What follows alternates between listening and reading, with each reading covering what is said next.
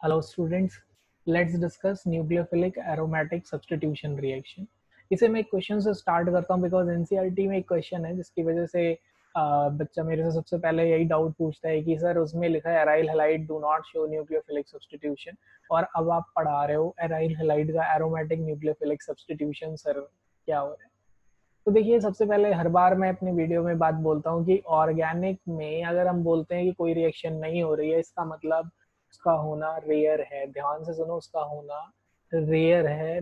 मतलब ऑलमोस्ट जैसे हमारा क्लास में 70 में से 7 का स्कोर, हम क्या बोलते हैं, पढ़ा ही नहीं हम, बट एक्चुअली कुछ तो पढ़ाई की है।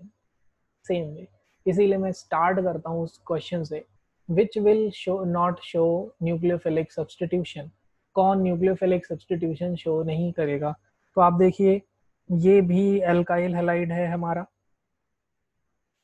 बी भी एल्काइल हैलाइड है, सी भी एल्काइल हैलाइड है, बट जो डी है वो एराइल हैलाइड है। ये न्यूक्लियोफिलिक सब्सटीट्यूशन शो नहीं करता।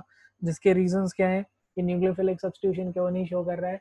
Because it has partial double bond character due to resonance, और रेजोनेंस की वजह से इलेक्ट्रॉन डेंसिटी भी बढ़ जाती है रिंग के अंदर, और रिंग के अंदर इलेक्ट्रॉन डेंसिटी वो घूमता रहता है इलेक्ट्रॉन, और उसके घूमने की वजह से क्या होता है, न्यूक्लियोफाइल एन से नेगेटिव, एन से न्यूक्लियोफाइल, वो नेगेटिव नेगेटिव उसको अप्रोच नहीं कर पाता और वो रिपेल करता है, इस वजह से अटैक नहीं करता। But if I am saying this it is not showing nucleophilic substitution, तो इसका मतलब है आई एम सेइंग कि it do not show nucleophilic substitution under normal condition. Under drastic condition या अंडर सम प्रिपरेटरी कंडीशंस या कुछ ऐसे तरीके जिससे हम एक्टिवेशन एनर्जी डिक्रीज कर सके, ऐसी कंडीशंस में ये एरोमेटिक न्यूक्लियोफिलिक सब्स्टिट्यूशन शो करते हैं। तो this is a reason why do not show nucleophilic substitution due to electrostatic repulsion, क्योंकि इनमें इलेक्ट्रोस्टैटिक रिपल्शन आ जाता है, negative charge. Then next, due to partial double bond character, resonance की वजह से डबल बॉन्ड कैरेक्टर आ जाता है जिसको तोड़ना बहुत ही मुश्किल है। देन उसके बाद मैकेनिज्म डिस्कस करते हैं। मतलब under drastic condition, if question is कि which is more reacted towards SNAr, it means we have to consider reaction should occur. तो मैकेनिज्म में देखिए, very first step is very important. पहले स्टेप में हमारा क्या है, न्यूक्लियोफाइल जाके अटैक करता है। This is very important step कि वेरी फर्स्ट स्टेप में क्या हो रहा है, न्यूक्लियोफाइल जाके अटैक करे।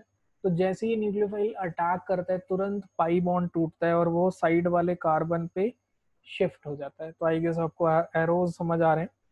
टाइम सेव करने के लिए मैंने ऑलरेडी लिखा हुआ है, बस मैं नंबर लिख सकता हूँ कि सबसे पहले न्यूक्लियोफाइल ने अटैक किया 1, और 1 डैश मतलब साइमल्टेनियसली उसने इलेक्ट्रॉन शिफ्ट कर लिया, and this is rate determining step. Important point is it is RDS, slow step rate determining step होता है। नाउ अब न्यूक्लियोफाइल ने जैसे ही अटैक किया, इधर नेगेटिव चार्ज आ गया। तो देखो, इसमें न्यूक्लियोफाइल के अटैक होने का कार्बन आयन बन रहा है, and stability of carbanion favour SNAr. This statement is very very important. जितना ज्यादा कार्बन आयन स्टेबल होगा, इसे अभी हम डेप्थ में समझेंगे इस बात को, जितना ज्यादा स्टेबल कार्बन आयन होगा उतना ज्यादा रिएक्टिविटी होगी। Now second step is very fast, because अब ये जो कंपाउंड है ये क्या हो गया है, unstable. Why this compound becomes unstable? क्यों? क्योंकि अब ये नॉन एरोमेटिक हो गया है। नॉन एरोमेटिक होने की वजह से ये अनस्टेबल हो गया है। अब अगले स्टेप में वेरी फास्ट अपना लीविंग ग्रुप चला जाएगा और we get a aromatic compound. This step is very fast, means SNAr depends on first stability of carbon and second delta plus charge. ध्यान से देखो, डेल्टा प्लस, जितना ज्यादा डेल्टा प्लस होगा कार्बन हेलोजन या यहाँ पे कार्बन क्लोरीन बॉन्ड में, उतना ज्यादा रिएक्टिविटी होगी। तो ये दो पॉइंट के बेसिस पे हम क्वेश्चंस देखेंगे। तो अब जैसे फर्स्ट पूछा गया, फ्लोरोबेंजीन, क्लोरोबेंजीन, ब्रोमोबेंजीन, आयोडोबेंजीन, इसमें एसएनएआर में कौन सबसे ज्यादा रिएक्टिव है? तो सबसे ज्यादा रिएक्टिव कौन होगा? तो आप देखिए, हमें पता है सबसे ज्यादा माइनस आई इफेक्ट फ्लोरीन का है, उससे कम क्लोरीन का है, फिर ब्रोमीन और फिर iodine. Now minus I effect जितना ज्यादा होगा, नेगेटिव चार्ज डेंसिटी उतनी कम होगी। तो नेगेटिव चार्ज डेंसिटी जो ऑर्थो पोजीशन में, अभी प्रीवियस मैकेनिज्म फिर देख सकते हो रिवाइज करके वीडियो अगर नहीं समझ आ रहा है या रिकॉल कनेक्ट नहीं कर पा रहे हैं, तो नेगेटिव जो साइड में है वो स्टेबलाइज हो रहा है सबसे ज्यादा minus I effect of fluorine से। Minus I effect always operate through sigma bond. अब सबसे ज्यादा स्टेबल किसमें है? कार्बन एंड फ्लोरोबेंजीन में। That's why reactivity order is maximum for SNAR is for chlorobenzene. Chlorobenzene के लिए SNAR का रेट सबसे ज्यादा होता है।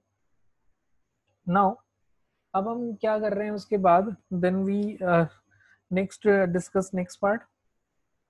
क्लोरीन पे हमने NO2 लगा दिया है, क्लोरीन पे NO2 लगा दिया है, तो ध्यान रहे डेल्टा प्लस, डेल्टा प्लस अगर हम बनाते हैं तो डेल्टा प्लस कब इंक्रीज होगा? जब माइनस आई और माइनस आर होगा, और minus are effect is dominant. Minus are effect dominant होगा किस पे? माइनस आई पे। तो ये चीज आपको याद रखना है, माइनस आर इफेक्ट माइनस आई से ज्यादा होगा। जब माइनस आर माइनस आई से ज्यादा होगा तो आप हमेशा प्रेफरेंस किसको दोगे? माइनस आर को। जैसे यहाँ पे देखिए फोर्थ पार्ट में NO2 ऑर्थो और पैरा पे कनेक्टेड है, ऑर्थो पैरा पे कनेक्ट होने की वजह से यहाँ पे डेल्टा प्लस मैक्सिमम होगा, क्योंकि ज्यादा इलेक्ट्रॉन खींचेगा NO2, जितना ज्यादा रेजोनेंस और ज्यादा खींचेगा, तो यहाँ पे प्लस सबसे ज्यादा हो जाएगा। तो इधर SNAR का रेट सबसे ज्यादा 4 में होगा। अब उसके बाद हम आते हैं थर्ड में। थर्ड में माइनस आर है पैरा के लिए और माइनस आई है मेटा के लिए। याद रखिए कि माइनस आर सिर्फ हमेशा ऑर्थो पैरा पे लगता है और माइनस आई किस पे लगता है? मेटा पे लगता है। यहाँ पे माइनस आई है और फर्स्ट में कुछ भी नहीं है, तो रिवर्स ऑर्डर है। सबसे ज्यादा रिएक्टिव 4 है, फिर 3 है, फिर 2 है and then 1। This question is very very repetitive, ये JEE 2011 में भी आया हुआ है ये क्वेश्चन। इवन ये क्वेश्चन स्टेटमेंट फॉर्म में भी मेंस में आया हुआ है। उसमें पूछा है कि Y24 dinitro chlorobenzene is more reactive than chlorobenzene. तो रीजन क्या है उसका? Because NO2 group at ortho and para position withdraws electron from chlorobenzene. मतलब सब्जेक्टिव में अगर ये क्वेश्चन आ रहा है तो आप, अगर सब्जेक्टिव में मैं बता देता हूँ कि ये स्टेटमेंट और रीजन में कैसे आया है क्वेश्चन। जैसे स्टेटमेंट की फॉर्म में ये क्वेश्चन आया है मेंस में कि is chlorobenzene is less reactive than 2,4 dinitro chlorobenzene, और 4 ऑप्शंस गिवन है। तो 4 ऑप्शंस में जो करेक्ट आंसर है वो क्या है? करेक्ट आंसर देखिए, ये क्वेश्चन में पूछा है 2,4 डाइनाइट्रो क्लोरोबेंजीन, यही है सेकंड पोजीशन पे और फोर्थ पोजीशन पे। तो सेकंड, और देख लो सेकंड पोजीशन, ये स्क्रीन पे आया नहीं था तो मैं दोबारा बता देता हूँ। ये सेकंड पोजीशन है और इधर ये फोर्थ पोजीशन है।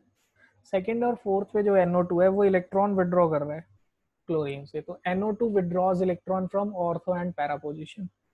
सेकंड पोजीशन वाला NO2 ऑर्थो से विड्रॉ कर रहा है, फोर्थ पोजीशन वाला पैरा से। तो ये स्टेटमेंट आप लिख सकते हैं, NO2 withdraws। अब स्टेटमेंट बड़ा अजीब था, हमारे दिमाग में रहता है NO2 is electron withdrawing तो decreases electron density at CCl bond, but statement क्या लिखा है? NO2 withdraws electron from ortho and para position। तो मैं ध्यान से सुनो, मैं आपको बोलूंगा यही 2 क्वेश्चन घुमा घुमा के हर टेस्ट में मेंस में भी पूछा जा रहा है। इन 2 के अलावा कोई कॉन्सेप्ट एग्जिस्ट ही नहीं करता है। पहला concept fluoro chloro bromo iodobenzene में से बताओ। दूसरा इलेक्ट्रॉन विड्रॉइंग ग्रुप अगर ऑर्थो और पैरा पे है तो वो ज्यादा रिएक्टिव करेगा। अब बच्चा बस किस में कंफ्यूज हो जाता है? वो इस क्वेश्चन में कंफ्यूज हो जाता है। सपोज आपको बेंजीन ही गिवन है, लेट्स से आपको बेंजीन ही गिवन है, और अब यहाँ पे क्या करेंगे? इधर हम ऐड कर देंगे ऑर्थो एंड पैरा पे ग्रुप और इधर 2 मेटा पे ऐड कर देंगे। तो लेट से ये क्लोरीन है, इधर NO2 ऑर्थो एंड पैरा पे है और इधर मेटा पे। तो ऑलवेज ध्यान रखिए रेजोनेंस का इफेक्ट ज्यादा होता है, तो विच is more reactive towards SNAR, ortho and para, क्योंकि रेजोनेंस से ज्यादा इलेक्ट्रॉन विड्रॉ करेंगे, ज्यादा इलेक्ट्रॉन विड्रॉ करने की वजह से डेल्टा प्लस ज्यादा कम होगा, जितना कम डेल्टा प्लस होगा नेगेटिव वाला पार्ट मतलब न्यूक्लियोफाइल उतनी जल्दी अटैक करेगा। नाउ RDS वाला पार्ट मैकेनिज्म आप थोड़ा सा ध्यान रख सकते हैं। फिर उसके बाद example of SNAR, this is a very popular and common example, ये भी मेंस में पूछा हुआ है। SNAR का एग्जांपल बताइए, तो क्लोरोबेंजीन पे NaOH 623 केल्विन 320 एटमॉस्फेरिक प्रेशर पे डालते हैं तो वी गेट सोडियम फिनॉक्साइड। क्या मिल रहा है हमको? Sodium phenoxide. एक्चुअली मिलता तो फिनॉल ही है, बट क्योंकि मीडियम बेसिक है तो फिनॉल NaOH से रिएक्ट करके क्या बना लेता है? सोडियम फिनॉक्साइड बना लेता है। It always form sodium phenoxide. फिर उसके बाद एसिडिक मीडियम करते हैं तो वी गेट फाइनली फिनॉल। तो it is a name reaction also, ये एक नेम रिएक्शन भी है तो आप याद रख सकते हैं douse process. It is also an example of SNAR। तो याद रखिए douse process is an example of nucleophilic aromatic substitution reaction. मैं आपको बोलूंगा कि आप इसी मैकेनिज्म को, इन्हीं दो क्वेश्चंस को ढंग से प्रैक्टिस करिए, इसी को ही अलग अलग ऑप्शन बनाते हैं तो आपको कभी भी ड्राइंग ग्रुप ऑर्थो और पैरा पे देखिए वो मैक्सिमाइज होगा, उसी को ही आप हमेशा टिक करिए। एंड या फिर फ्लोरो क्लोरो ब्रोमो बेंजीन में अगर आपसे पूछा है तो SNAR में बस ये दो क्वेश्चन, नहीं तो सीधा डाउज प्रोसेस ही आ जाता है कि which reaction is an example of SNAR। इसके अलावा SNAR में कोई भी कॉन्सेप्ट नहीं है। तो यहीं पे से एंड करते हैं। Thank you.